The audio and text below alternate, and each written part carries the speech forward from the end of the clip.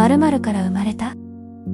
気になる絵画を1分解説。今日紹介するのは、ヴィーナスの誕生。1485年頃、サンドロ・ボッティチェリが描いた作品。美しい女性が大きな貝殻の上に立っています。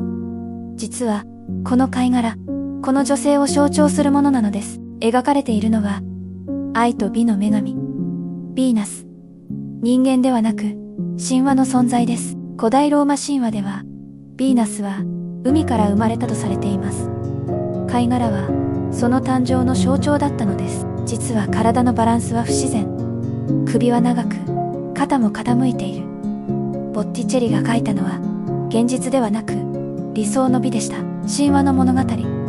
そして、人々が憧れる美しさ。